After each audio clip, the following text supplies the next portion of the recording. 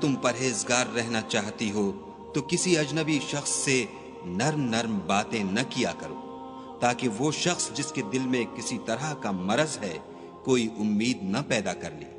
اور ان میں دستور کے مطابق بات کیا کرو، اور اپنے گھروں میں ٹھہری رہو، اور جس طرح پہلے جاہلیت کے دنوں میں اظہار تجمل کرتی تھیں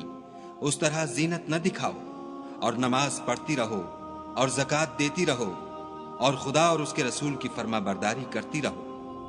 اے پیغمبر صلی اللہ علیہ وآلہ وسلم کے اہل بیت، خدا چاہتا ہے کہ تم سے ناپاکی کا میل کچیل دور کر دے اور تمہیں بالکل پاک صاف کر دے، اور تمہارے گھروں میں جو خدا کی آیتیں پڑھی جاتی ہیں اور حکمت کی باتیں سنائی جاتی ہیں ان کو یاد رکھو، بے شک خدا باریک بین اور باخبر ہے۔ جو لوگ خدا کے آگے سر اطاعت خم کرنے والے ہیں، یعنی مسلمان مرد اور مسلمان عورتیں،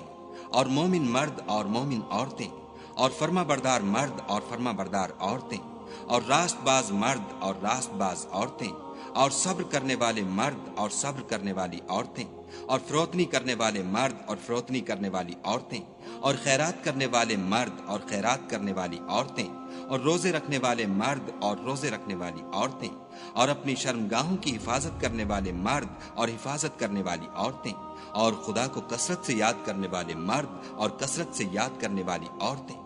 کچھ شک نہیں کہ ان کے لیے خدا نے بخشش اور اجر عظیم تیار کر رکھا ہے۔ اور کسی مومن مرد اور مومن عورت کو حق نہیں ہے کہ جب خدا اور اس کا رسول کوئی امر مقرر کر دیں تو وہ اس کام میں اپنا بھی کچھ اختیار سمجھے، اور جو کوئی خدا اور اس کے رسول کی نافرمانی کرے وہ صریح گمراہ ہو گیا۔ اور جب تم اس شخص سے جس پر خدا نے احسان کیا اور تم نے بھی احسان کیا یہ کہتے